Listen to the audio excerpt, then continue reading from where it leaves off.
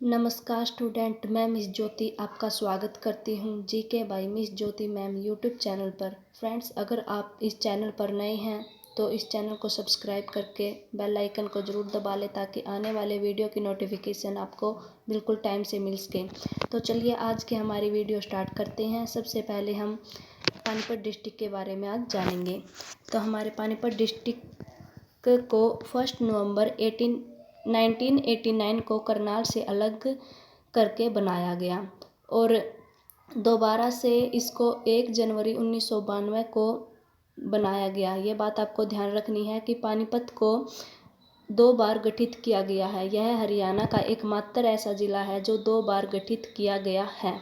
आपको ये डेट ध्यान रखनी है। 1 नवंबर 1989 को फर्स्ट टाइम बना था, फिर 24 जुलाई 1991 को वापस करनाल में मिला दिया था और फिर 1 जनवरी 1992 को दोबारा से इसको ज़िले के रूप में गठित किया गया था। ये बात आपको ध्यान रखनी है।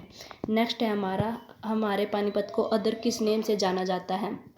तो वो जाना जाता है बुनकरों का शहर, petrochemical hub of Haryana, global textile. ये बात ध्यान रखनी है, टेक्सटाइल इंस्टीट्यूट भिवानी में है और ग्लोबल टेक्सटाइल यानी कि हथकरघा पानीपत को कहा जाता है। हमारे पानीपत का ओल्ड नेम क्या था, पुराना नाम क्या था? वो था पानप्रस्थ। ये जो पांडवों ने कौरवों से जो 5 गांव मांगे थे उनमें शामिल था। पानीपत का नाम पाणिनि ऋषि के नाम पर रखा गया था और जो ये पाणिनि ऋषि थे ये अष्टाध्यायी वेदों के ज्ञाता थे। पानीपत का क्षेत्रफल है 1268 किलोमीटर स्क्वायर और पानीपत की जनसंख्या है 12,05,467। ये बात आपको ध्यान रखनी है। पानीपत हरियाणा का एकमात्र ऐसा ज़िला है जो 2 बार बना है। ये मैंने आपको पहले ही बता दिया है। आर्मी के 70% से 75% कंबल पानीपत में ही बनते हैं। ये बात भी आपको ध्यान रखनी है। चलिए आगे बढ़ते हैं। नेक्स्ट है हमारे हरियाणा पानीपत की तहसील कौन कौन सी हैं। तो हमारा पानीपत हो गया, इसराना, और इसराना विधानसभा की आरक्षित सीट भी है। समालखा और मतलोडा और एक बापोली, और बापोली अभी 2018 में लेटेस्ट बनी है। ये बात भी आपको ध्यान रखनी है। चलिए आगे बढ़ते हैं। नेक्स्ट है हमारा NFL। पानीपत में NFL है जिसकी फुल फॉर्म है नेशनल फर्टिलाइजर्स लिमिटेड। इसकी स्थापना 1979 में की गई थी और यह नांगल खेड़ी गांव में है। यह बात आपको ध्यान रखना है कि पानीपत के समालखा में नेस्ले फैक्ट्री है और जो ये नेशनल फर्टिलाइजर लिमिटेड है इसको अमोनियम नाइट्रेट प्लांट भी कहते हैं। इसके बाद हमारा PTPS यानी कि पानीपत थर्मल पावर स्टेशन। इसकी स्थापना भी 1979 में आसन कला गांव में हुई थी। इसका दूसरा नाम है पानीपत वाले का PTPS का ताऊ देवीलाल थर्मल पावर स्टेशन। और ये बात आपको ध्यान रखनी है, ये HPGCL के अंडर आता है जिसकी फुल फॉर्म है Haryana power grid corporation limited. इसकी स्थापना 1997 में की गई थी।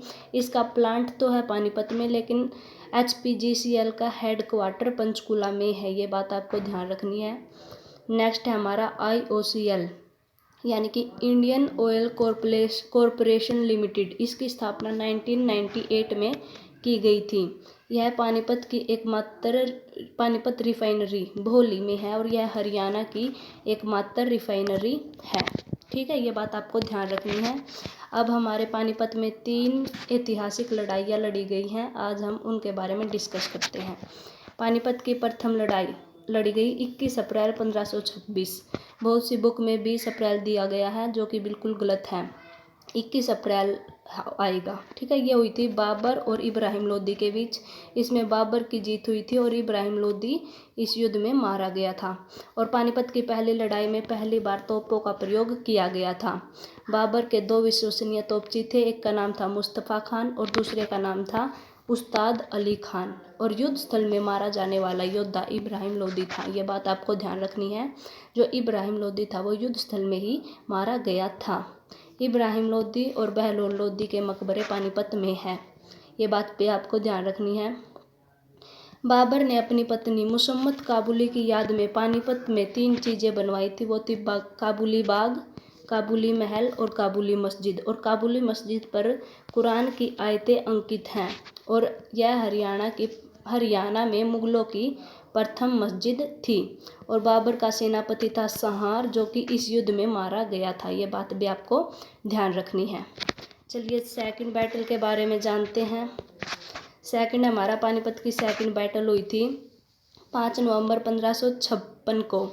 यह अकबर और हेमू के बीच हुई थी। हेमू को हेमचंद्र विक्रमादित्य कहते हैं। इसमें अकबर की जीत हुई थी और हेमू इस युद्ध में हार गया था। 7 अक्टूबर 1556 को दिल्ली की गद्दी को खाली देखकर हेमू ने खुद को दिल्ली का सम्राट घोषित कर लिया था। ये बात आपको ध्यान रखनी है। चलिए आगे बढ़ते हैं।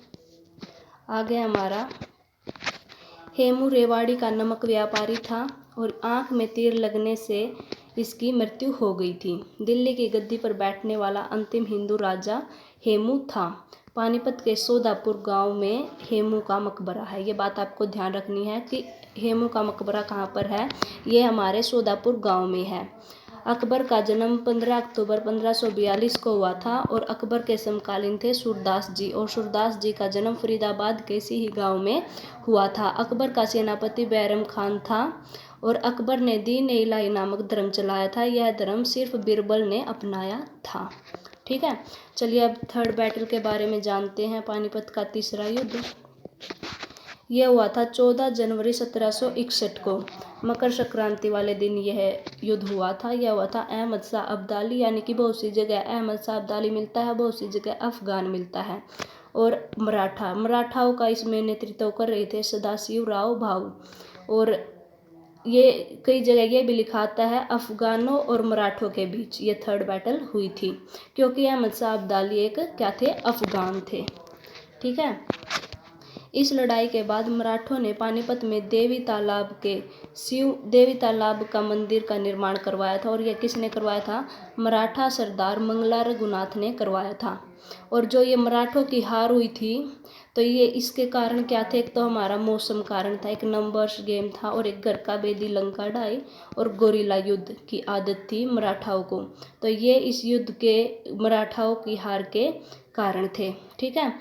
तो ये आपको ये बताना है, जो मैंने थंबनेल में पिक लगा रखी है वो किस चीज़ की पिक है। ठीक है। चलिए नेक्स्ट है सलारगंज गेट। सलारगंज गेट फैज नवाब सादिक ने नवाब साहिब की याद में बनवाया था।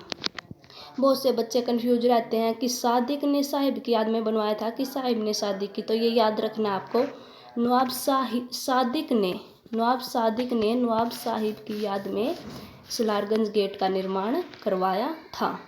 बासमती चावल का अंतर्राष्ट्रीय बाजार पानीपत में है। ये बात भी आपको ध्यान रखनी है। पहला ऊर्जा पार्क नौलथा पानीपत में खोला गया। पाथरी माता का मेला सिंह पाथरी में लगता है। यहाँ पर यक्ष युधिष्ठिर के संवाद हुए थे। और पानीपत में कोस मीनारे हैं। ये बात भी आपको ध्यान रखनी है। और दिगंबर जैन मंदिर पानीपत में है। ठीक है। और बहुत ही प्रसिद्ध रहे हैं उर्दू के कवि अल्ताफ हुसैन हाली। ये इनका जन्म पानीपत में हुआ था और ये बहुत ही बड़े उर्दू के साहित्यकार थे। और उर्दू साहित्य एवं कला के क्षेत्र में हाली अवार्ड दिया जाता है। पानीपत में हाली पुरस्कार हाली पार्क भी है और हाली का मकबरा भी पानीपत में ही है। ये बात आपको ध्यान रखनी है। और हाली का जन्म हुआ था 1837 ईस्वी में। बू अली शाह कलंदर का मकबरा पानीपत में है। ये बात आपको ध्यान रखनी है। और बू अली शाह कलंदर के जो पिता थे उनका नाम था फकरुद्दीन और जो इनकी माता थी उनका नाम था हाफिज जमाला। पानीपत में गंधक, जिसको हम सल्फर बोलते हैं, सल्फर की अधिक मात्रा है, जो कि अधिक मात्रा में पाया जाता है। पानीपत सब्जियों में प्रथम स्थान पर है और यहाँ का पचरंगा अचार विश्व भर में प्रसिद्ध है। पानीपत की जेल को इको फ्रेंडली जेल का दर्जा मिला है। बेटी बचाओ बेटी पढ़ाओ एक योजना है, ये केंद्र सरकार की। इसकी शुरुआत की गई थी 22 जनवरी 2015 को नरेंद्र मोदी ने की थी। पानीपत के हुड्डा ग्राउंड से की थी। और इस योजना की जो ब्रांड एम्बेसडर थी वो साक्षी मलिक थी। और इस योजना का नाम बदलकर बदलाव रख दिया गया है। ये भी आपको ध्यान रखना है। आगे हमारा पानीपत संग्रहालय। इसकी स्थापना युद्ध स्मारक द्वारा सन 2000 में की गई है और इसमें पानीपत की तीनों लड़ाइयों के अवशेष रखे गए हैं। ये बात आपको ध्यान रखनी है। नेक्स्ट है हमारा पानीपत का पहला कृत्रिम रबड़ संयंत्र, ये भी पानीपत में है। पानीपत का पुल हरियाणा का सबसे लंबा पुल है, ये 7 किलोमीटर का है। अब हम स्पोर्ट्स पर्सनैलिटी की बात करते हैं। फर्स्ट है हमारे नीरज चोपड़ा, खंडारा गांव से हैं ये जैवलिन थ्रो के खिलाड़ी हैं। ठीक है। सेकंड हमारे गगन नारंग, ये पिस्टल शूटिंग से संबंध रखते हैं और इनका संबंध है समालखा गांव से।